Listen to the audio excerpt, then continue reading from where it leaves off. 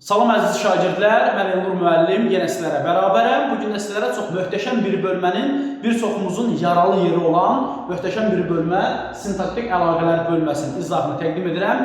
İzah keçməmişdən öncə xahişimiz budur ki, mütləq videomuzu bəyənirsiniz. Əgər bəyənsəniz eyni zamanda paylaşmağı da unutmursunuz. Rəyləriniz də sizdən gözləyəcəm, şəxsən oxuyub və cavablandıracağım. Həmçinin bizim tam ödənişsiz WhatsApp qrupumuzun linkini də yerləşdirmişəm. Həmin linkə də daxil olaraq qrupumuzdan faydalana bilərsiniz. Mövzumuz sintaktik əlaqələr. Gəlin görək sintaktik əlaqələr nədir və tabesizlik və tabeliş əlaqəsindən də məhz bu videoda danışacağıq. Başladıq sintaktik əlaqə. Baxın yoldaşlar, ilk öncə mən deyim ki, mən cümlə qurmaq istəyirəm. Cümlənin qurması üçün mənə söz lazım, elə deyilmi? Uşaq kiçik yaşından böyüyür, yəni dil açandan sonra bir neçə sözü öyrənir. Sonra həmin sözləri ard-arda qoşaraq, özü də bilmədən ard-arda qoşaraq bir cümlə formalaşdırır. Yəni bugün mən cümlə qurmaq istəyirəmsə mənə söz lazımdır. Mən söz bazamdan bir neçə sözü götürürəm. Məsələn, söz götürürəm. Yazıram ki,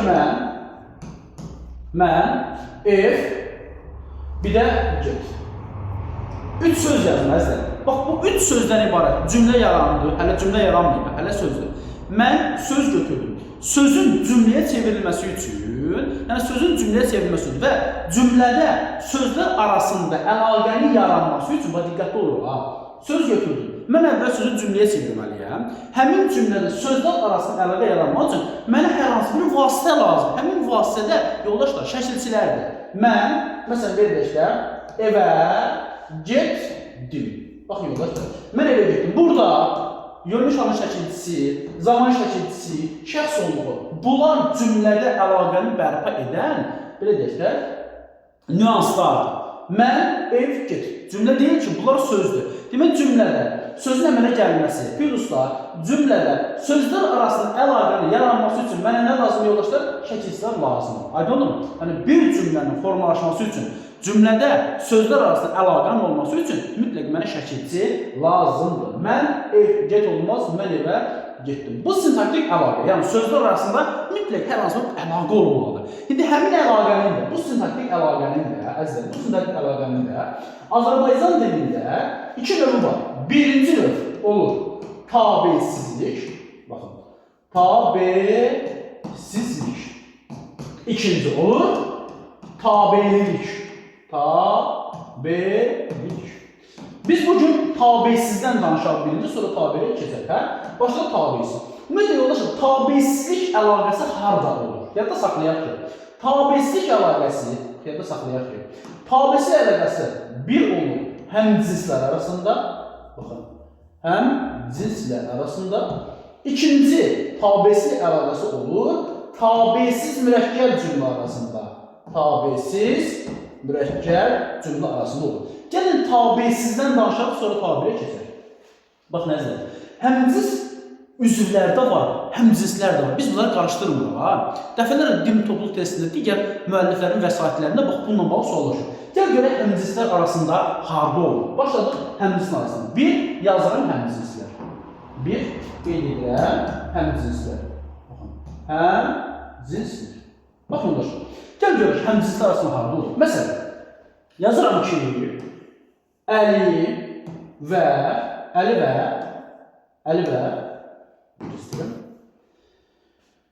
belə yazarıq, sadə cümlə yazır. Məsələn, yazıram ki, Əli kitab və məsələn, qələm. Əli kitab və qələm aldı. Nə etdi? Aldı. Kim aldı Əli? Əli nəyi aldı? Kitabı. Əli nəyi aldı? Qələm. Baxın, biz görürük ki, burada həmciz tamamlıqlar arasında, tabesizlik əlaqəsi var. Diqqətli olur, həmciz tamamlıqlar arasında tabesizlik əlaqəsi var. Axı, bizə deyək ki, tabesizlik əlaqəsi birinci olur, həmciz üzvlər arasında, yəni bərabər hüquqlu cümlələr arasında. Kitab və qələm həmciz üzvlərdir, elə deyil. Bir-birindən tabi deyil, yəni burada vergül də ola bilər və bağlayıcısı da ola bilər, heç bir fərq yaratmır.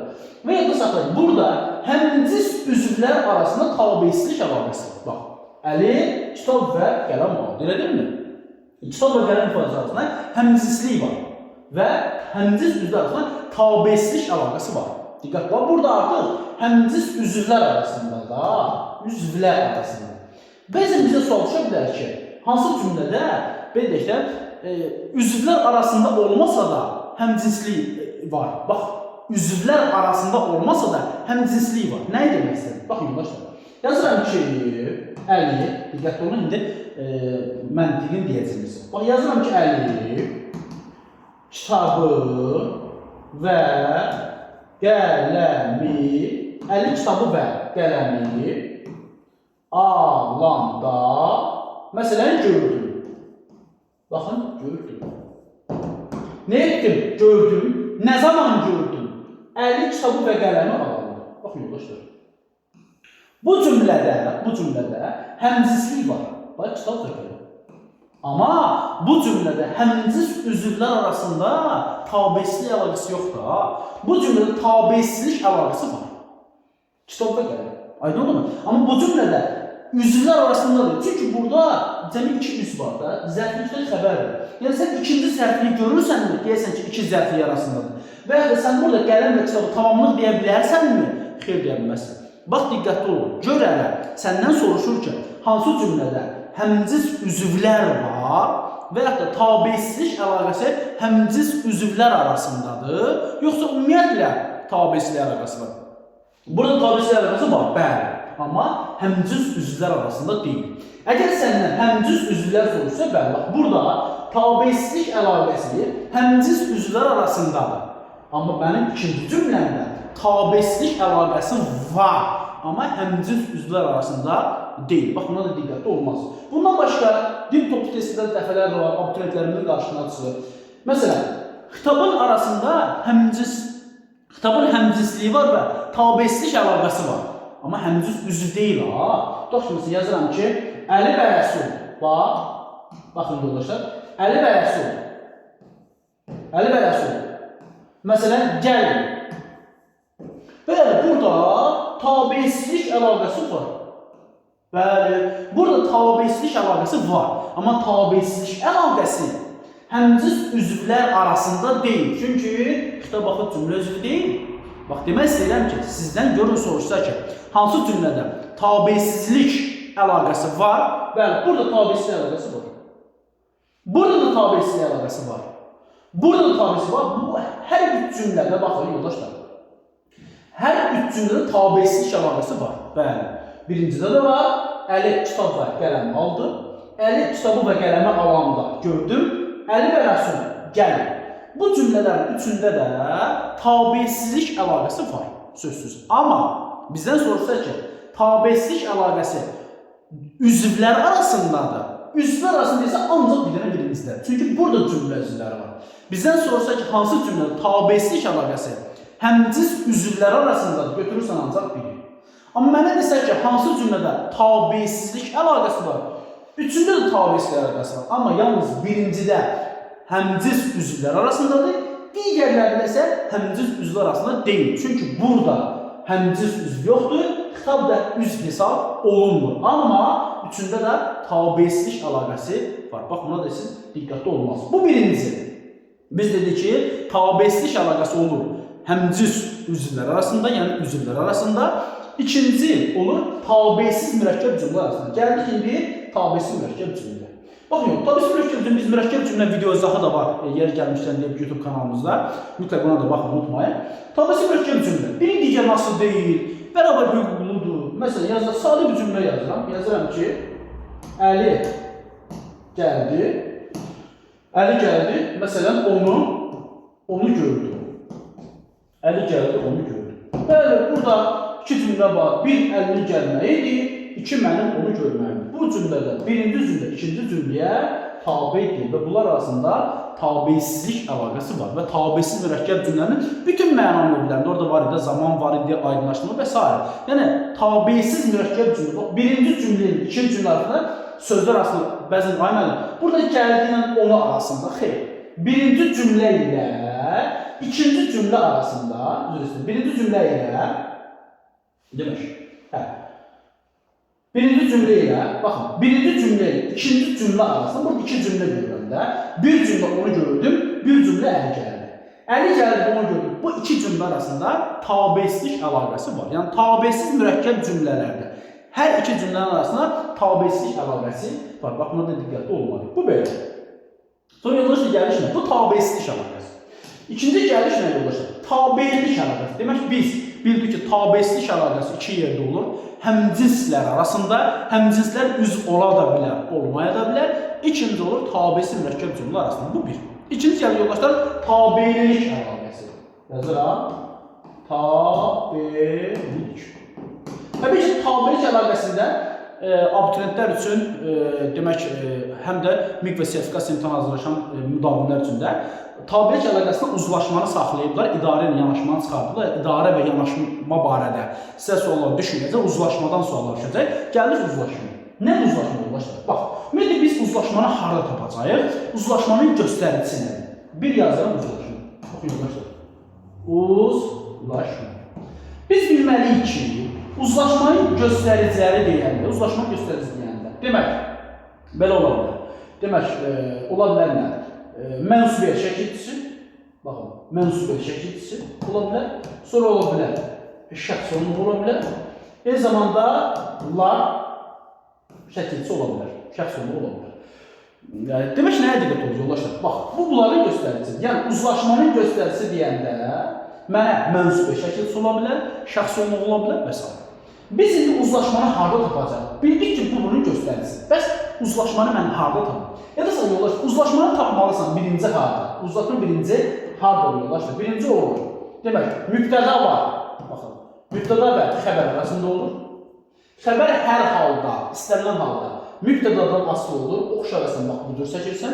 Olur mübtəda və xəbər arasında. Sonra ikinci olur yoldaşlar harada? İkinci və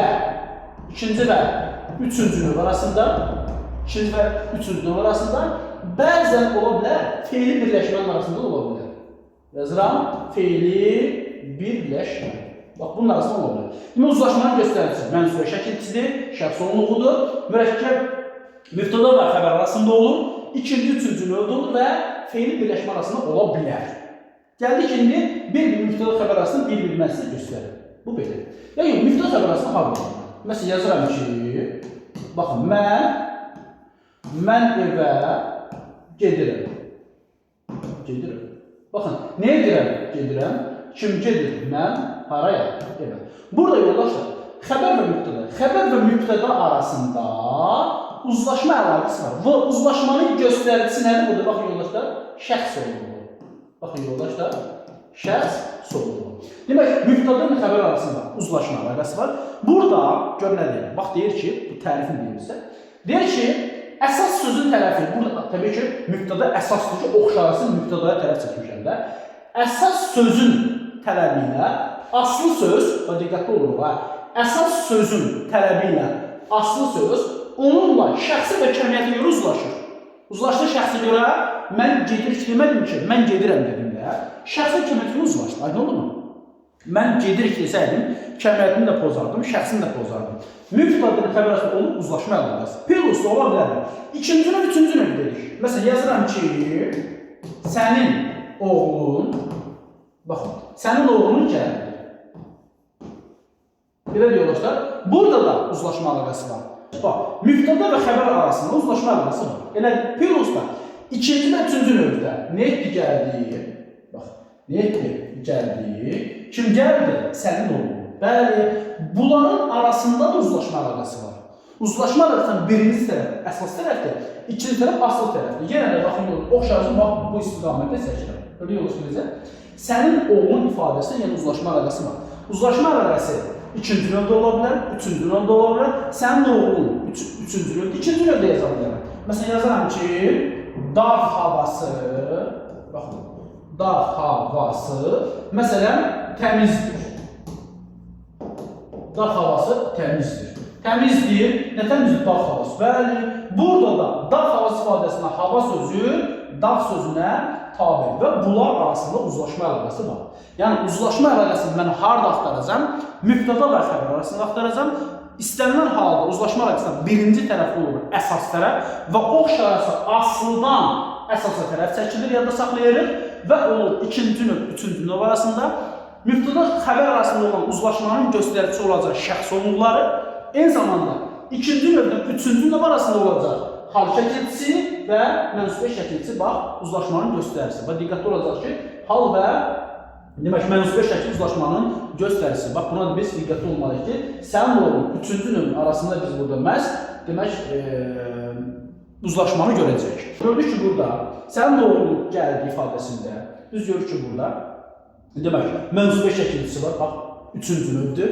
Yazın dar havası mənsubiyyət şəkilçisi var.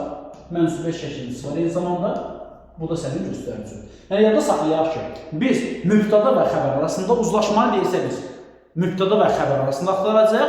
Plus da ikinci növ və üçüncü növ arasında da uzlaşma əlaqəsini biz tapmalıyıq. Bax buna da siz diqqətli olmalısınız. Ayda olun yoldaşlar, bax buna biz diqqətli olmalıyıq. Sonra gəliş nəyə? Bu bir. Sonra yoldaşlar, biz uzlaşma əlaqəsindən bağlı biz başqa nəyə baxmalıyıq?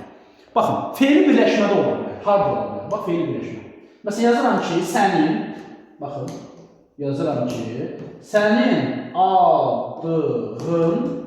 sənin aldığın, dığı deyək, feili birləşmədə.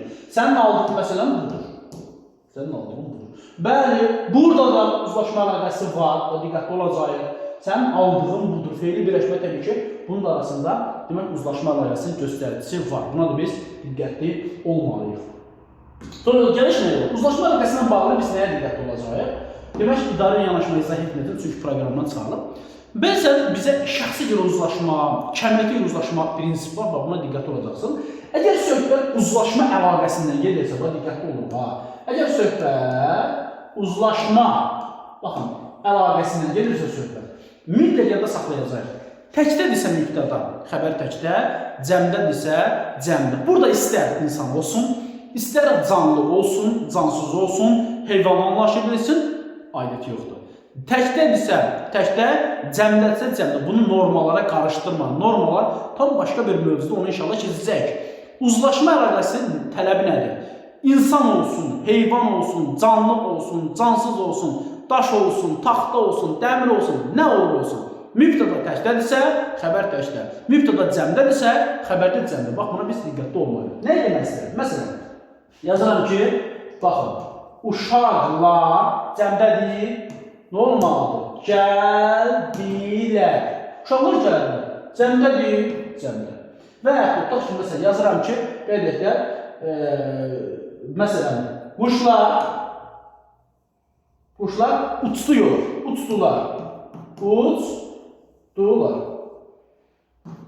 Cəmdədir, cəmdə.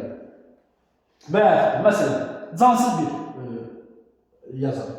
Yazıram ki, divarlar, rəngləndi yox, rəngləndilər.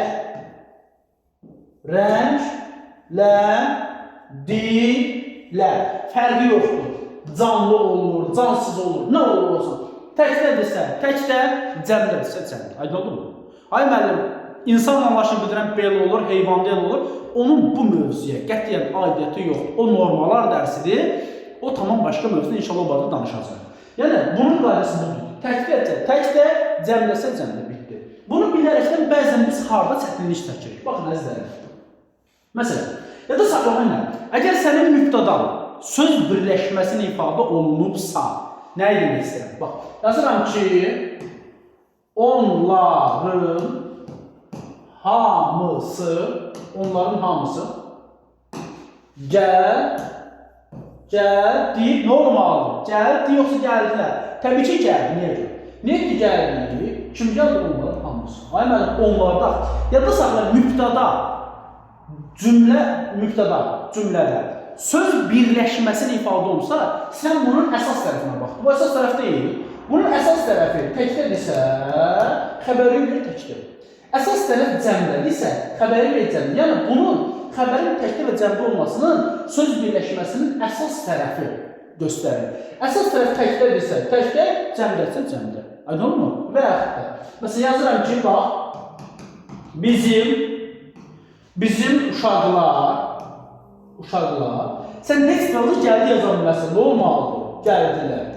Gəldilər. Nə etdilər, gəldilər? Kim gəldi? Bizim uşaqlar. Bu ifadədə yoldaşlar, uşaqlar sözü cəmdə olduğu üçün, yəni söz birləşməsinin əsas tərəfi cəmdə olduğu üçün xəbəri mən cəmdə verir. Əgər bunun əsas tərəfi təkdə olsaydı, məsələn, yazıram ki, onların uşağı gəlir. Aydın mı? Çünki bunun əsas tərəfi təkdədir. Əsas tərəf təkdədirsə, xəbər təkdir. Əsas tərəf cəmdədirsə, xəbər cəmdədir. Demək ki, uzlaşma ümumiyyətlə sintaktik əlaqələrdə siz bilməlisiniz, tabesilik əlaqəsi dedik, həm cinslər arasında olur, həm cinslər arasında olur. Eyni zamanda tabesiz mürəkkəb cümlə arasında olur.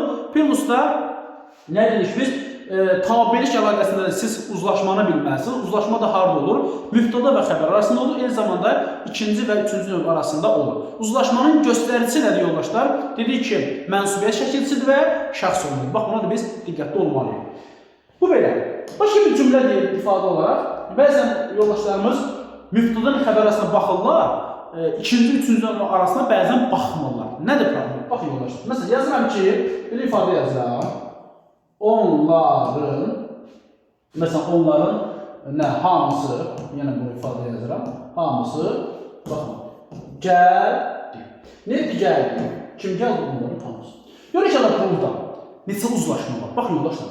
Bir, mübtəda və xəbər arasında. Görək əzlərin, bir uzlaşma burada.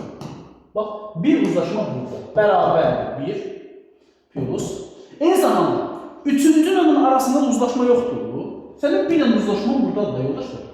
Demək, bax, bir uzlaşma mübtəda və xəbər arasındadır, ikinci uzlaşma da üçüncü növün arasında. Demək, burada iki uzlaşma əlaqəsi var. Yəni, sən gəlib mübtədadan xəbəri götürdün, cümlə üzvlərini saxlama.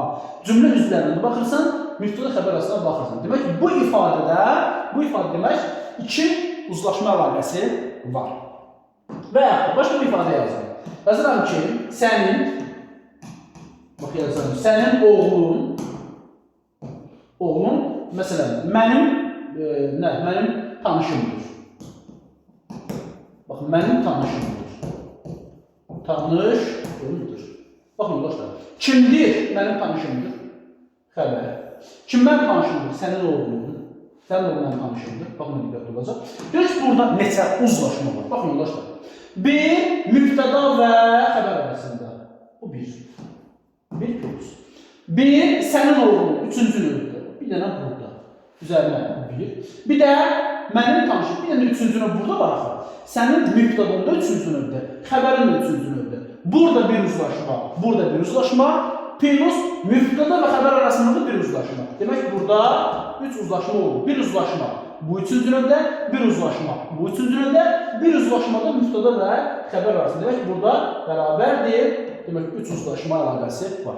Belə dəyərli yoldaşlar, düşünürəm ki, əlaqələrlə bağlı ən vacib məqamları diqqətini çatdırdım. Növbəti videozatda inşallah görüşəcək. Təbii ki, idarə və yanaşma əlaqəsi sizlərə düşmür, oxumağa lazım, yəni izah etmə lazım bilmədim, heç oxumağa da ehtiyac yoxdur. Bizə lazımdır. Uzlaşma və tabesilik əlaqəsidir ki, onlar haqqında da məlumat verdim. Diqqətinizə görə təşəkkür edirəm. İnşallah növbəti bir videozatda da sizlərlə görüşəcək. Minnətdarım.